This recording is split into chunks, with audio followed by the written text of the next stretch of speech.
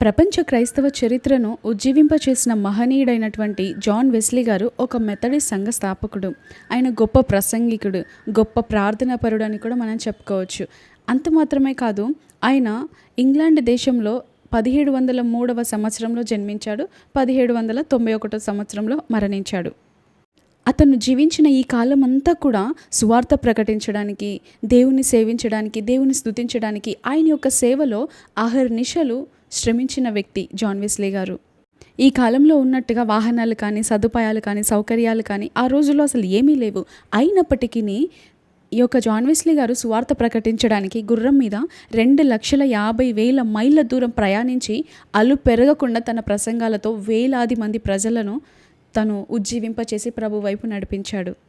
John Wesley గారి కుటుంబాన్ని మనం చూసినట్లయితే కొంతమంది 9 మంది పిల్లలు అంటారు, కొంతమంది 10 అంటారు, కొంతమంది 12 అంటారు, మరికొందరు 19 మంది అంటారు. అయితే చాలామంది 19 మంది అనడంతో జాన్ వెస్లీ గారు 15వ వాడు అని చాలామంది చెబుతూ ఉంటారు. అతని తండ్రి శామ్యుయల్ వెస్లీ పాస్టర్గా పనిచేస్తూ ఉండేవారు. దేవుని మీద భక్తి ఉందని కాదు, కానీ తన కుటుంబాన్ని పోషించడానికి ఏ ఆధారము లేకపోతే అక్కడున్న వారు పాస్టర్ ఉద్యోగం ఖాళీగా ఉంది, చేస్తావా అని అడగడంతో అతను పాస్టర్గా చేశాడు. తన తల్లి అయినటువంటి సుసన్నా వెస్లీ గారు తన కుటుంబ బాధ్యతలను వహిస్తూ, తన ఇంటికి కావలసినవన్నీ చూసుకుంటూ, తన పిల్లలను భక్తిలో పెంచుతూ ఉంది. ఒక జ్ఞానం కలిగిన తల్లి అని మనం చెప్పవచ్చు. కృపగల ఉపదేశం చేస్తూ, వారికి బోధిస్తూ, వారికి మంచి నడవడిని నేర్పించిన తల్లిగా మనం చూస్తాం. అంత మాత్రమే కాదు, ఈ రోజుల్లో మనమైతే ఒక్కరు లేదా 2, 3 పిల్లలు ఉంటేనే వారిని పెంచడానికి చాలా కష్టపడిపోతూ ఉంటాము. కానీ ఆ రోజుల్లో ఈ రోజు ఉన్నటువంటి సదుపాయాలు ఏమీ లేవు. వాటర్ కావాలన్నా చాలా దూరం వెళ్ళి తీసుకొని రావాలి. ఏది కొనాలన్నా చాలా దూరం వెళ్ళాలి. ఏది సౌకర్యంగా ఉండేది కాదు. అయినా కూడా అంతమంది పిల్లలను దేవుని కొరకు పెంచగలిగిన తల్లి ఆమె. అంత మాత్రమే కాదు, తన చుట్టూ ఉన్నటువంటి స్త్రీలందరికీ సువార్త చేసేది. తన భర్త పాస్టర్గా ఉండి ఎంతమందికి బోధ చేస్తున్నాడో, ఎంతమందిని రక్షిస్తున్నాడో అంతకు 100 రెట్లు దేవుని సువార్తను ఇంట్లోనే ఉండి ప్రకటిస్తూ భక్తిగా జీవించడం వలన తాను చెప్పే మాటలు ఇతరులను ఆకట్టుకునేవి. అందువల్ల తన భర్త ఆమెను చూసి ఎప్పుడు అసహించుకుంటూ ఉండేవాడు, ఈర్ష్యపడుతూ ఉండేవాడు, అసూయపడుతూ ఉండేవాడు.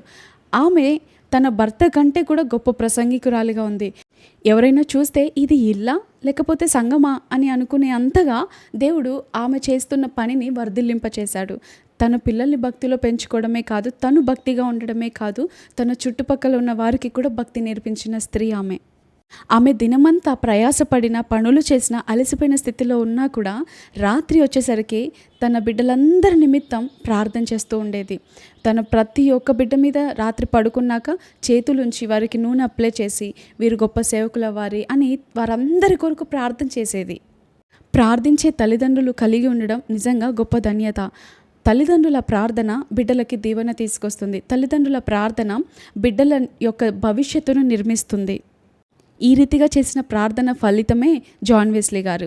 ఆ రోజుల్లో ముందెన్నడూ చూడనంత ఉజ్జీవము అంతగా రగిలింది అంటే కేవలం ఈ తల్లి చేసిన ప్రార్థన ఫలితమే జాన్ వెస్లీ గారు అంత గొప్ప ప్రసంగికుడయ్యాడు, అంత గొప్ప ప్రార్థనాపరుడయ్యాడు.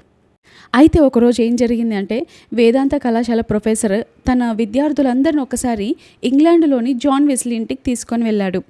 వెస్లీ గారి ఇంటిలోనికి తీసుకొని వెళ్ళిన విద్యార్థులందరికీ ప్రొఫెసర్ గారు అన్నిటినీ వివరిస్తూ ఉన్నాడు. ప్రతి గదిని చూపిస్తున్నాడు. ఆ వేదాంత విద్యార్థులు అక్కడ ఉన్న ప్రతి గదిలోని పుస్తకాలను, అప్పట్లో వెస్లీ గారు ఉపయోగించిన వస్తువులను పట్టుకొని పరిశీలన చేస్తున్నారు. కొన్ని గంటల సమయం అక్కడ గడిపారు. ఇదిగో జాన్ వెస్లీ గారి యొక్క కిచెన్, ఇక్కడ అతను కూర్చొని తింటూ ఉండేవారు, ఇక్కడ ఆయన న్యూస్ పేపర్ చదువుతూ ఉండేవారు అని అన్నీ చూపిస్తున్నారు. అయితే చివరగా పైన ఉన్నటువంటి తన పడక గదిని చూపించారు. జాన్ వెస్లీ గారి యొక్క బెడ్రూమ్లో ఆ నేల మీద ఆయన బెడ్ పక్కన 2 మచ్చలను మీరు చూస్తున్నారు కదా, ఇక్కడే అప్పట్లో వెస్లీ గారు ప్రతి ఉదయం మోకరించి ఎన్నో గంటల సమయం ప్రార్థనలో గడిపేవాడు. ఎంతో ప్రార్థించేవాడు. ఉజ్జీవం కొరకు ప్రార్థన చేస్తూనే ఉండేవాడు. అందుకే ఆయన ప్రార్థన చేసిన ఈ స్థలం అంతా ఈ గుర్తులతో ఇలా ఏర్పడింది అంటూ ప్రొఫెసర్ గారు, ఎడ్వర్డ్ గారు వారందరికీ వివరిస్తూ ఉన్నాడు. అయితే సాయంత్రం అయింది. ఇంకా విద్యార్థులందరూ తిరిగి ఇంటికి వెళ్ళిపోవాలి. బస్సు సిద్ధంగా ఉంది. విద్యార్థులను ప్రొఫెసర్ గారు లెక్క పెడుతున్నారు. ఎంత లెక్క పెట్టినా ఒకరు తగ్గుతున్నారు. మరలా లెక్క పెట్టాడు, అయినా ఒకరు తగ్గుతున్నారు. మరలా లెక్క పెట్టాడు, అయినా ఒకరు తక్కువ వస్తున్నారు. ఏంటా చూద్దామని చెప్పి వారందరినీ బస్ ఎక్కించి అతను మాత్రము ఎడ్వర్డ్ గారు ఒక్కరు ఇల్లంతా వెతుకుతున్నాడు. జాన్ వెస్లీ గారి యొక్క కిచెన్లో వెతికారు, లేరు. అతను కూర్చునే హాల్లో వెతికారు, లేరు.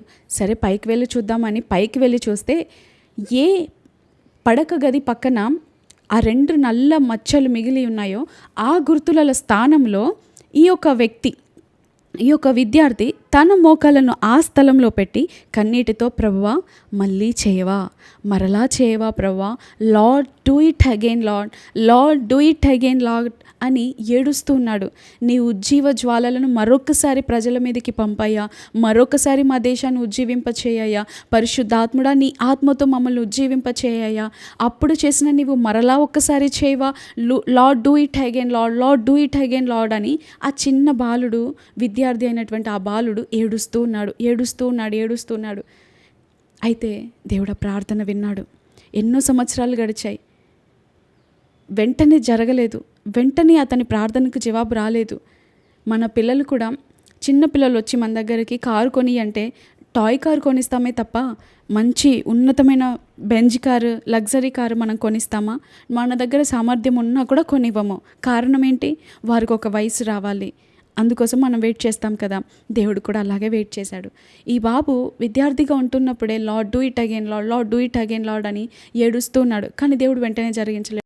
నిజానికి ఆ వ్యక్తి అలా ప్రార్థన చేశాడు అంటే అతని తల్లి కూడా ప్రార్థన పరురాలై ఉంటుంది. ఈ విద్యార్థికి ఇలాంటి ఆలోచన వచ్చింది, ఉజ్జీవం కొరకు తపన పడుతున్నాడు అంటే తన తల్లి బోధించి ఉంటుంది అని నేను అనుకుంటున్నాను. లోకంలో పడిపోయినటువంటి జాన్ వెస్లీ ఉజ్జీవానికి కారకుడయ్యాడు అంటే తన తల్లి చేసిన ప్రార్థనే కారణం. సేమ్ అదే రీతిగా ఈ విద్యార్థి ఈ రీతిగా మొరపెడుతున్నాడు అంటే తన వెనక తన తల్లి ప్రార్థన ఉండి ఉంటుంది కాబోలు. ఈ రీతిగా ప్రార్థించిన ఈ విద్యార్థి యొక్క ప్రార్థన దేవుడు విన్నాడు. తర్వాత రోజుల్లో అదే విద్యార్థి ప్రపంచవ్యాప్తంగా ఉజ్జీవ ప్రకంపనలను పుట్టించాడు. సువార్థికుడుగా మారిన ఆ విద్యార్థి 59 సంవత్సరాల పాటు అలుపెరగని సేవ చేశాడు. హల్లెలూయా. 185 దేశాలలో 25 కోట్ల మందికి క్రీస్తు సువార్తను ప్రకటించాడు. చేతిలో బైబిల్ పట్టుకొని ఎందరో అమెరికా దేశ అధినేతల చేత ప్రమాణ స్వీకారం చేయించాడు. ఆ విద్యార్థి ఎవరో కాదు, డాక్టర్ బిల్లీ గ్రహం గారు. Lord do it again Lord అని అన్నప్పుడు దేవుని పైన ఎంత ప్రేమ భక్తి ఉందో ఆయన చివరి శ్వాస వరకు కూడా అంతే ప్రేమ భక్తిని కలిగి ఉన్నాడు. ఆయన వాగ్దాటితో కోట్ల కొలది ప్రజలకు సువార్తను ప్రకటించి ఉజ్జీవింపజేశాడు. అనేక ఆత్మలను రక్షించిన వ్యక్తి డాక్టర్ బిల్లీ గ్రహం గారు. ఈరోజు మనం దేవుని నమ్ముకున్న స్టార్టింగ్లో ఎంత భక్తి ఉందో ఇప్పుడు అంత భక్తి లేదు. మనం పడిపోయిన స్థితిలో ఉన్నాము.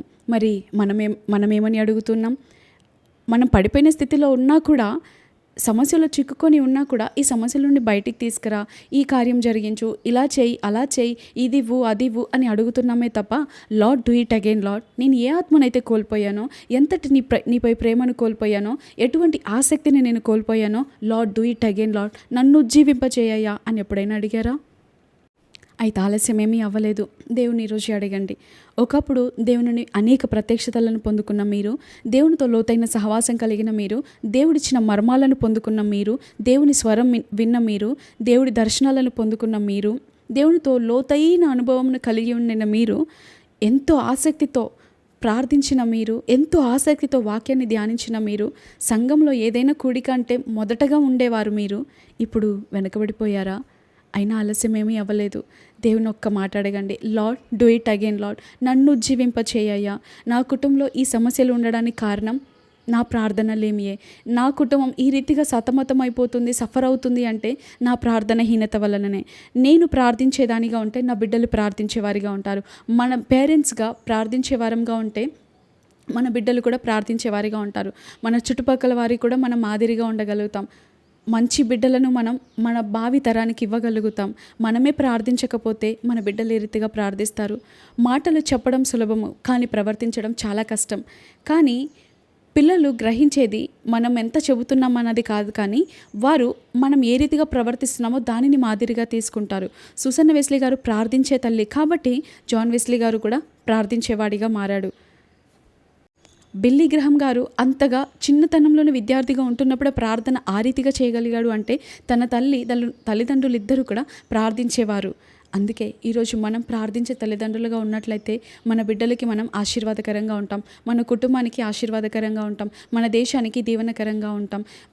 మనల్ని బట్టి ఉజ్జీవం ప్రారంభం అవుతుంది. మన కుటుంబం ఉజ్జీవింపబడాలన్నా మొదట మనం ఉజ్జీవింపబడాలి. మన బిడ్డలు ఉజ్జీవింపబడాలి అన్నా మొదట మనతో స్టార్ట్ అవుతుంది. మార్పు ఎక్కడో కాదు, మనలో స్టార్ట్ అవ్వాలి ముందుగా. ఒకసారి పరిశీలించుకుందామా? ఒకసారి పరీక్ష చేసుకుందాం. మన జీవితంలో, మన కుటుంబంలో, మన బిడ్డల జీవితాల్లో ఇన్ని సమస్యలు ఎందుకు, ఇన్ని పోరాటాలు ఎందుకు ఎదురవుతున్నాయి అంటే మన ప్రార్థనహీనతను బట్టియే. కాబట్టి దేవా, ఒకప్పుడు నేను నీ సన్నిధిలో ఎంత సమయం అయితే గడిపేదానో, ఎంత సమయం అయితే గడిపేవాడనో అటువంటి అనుభవంలోనికి మరలా నన్ను నడిపించు. నీ ఆత్మను నాపై కుమ్మరించు. నీ పరిశుద్ధాత్మతో నన్ను నింపు. నీ ఉజ్జీవంతో నన్ను నింపు. నీవు ఈ లోకంలో ఉన్నప్పుడు ఏ రీతిగా ప్రార్థించావో అటువంటి ప్రార్థనాత్మతో నన్ను నింపు. నిత్యము ప్రార్థించే పెదవులు నాకు దయచేయి. Lord, do it again Lord అని మీరు కూడా మొరపెడతారా?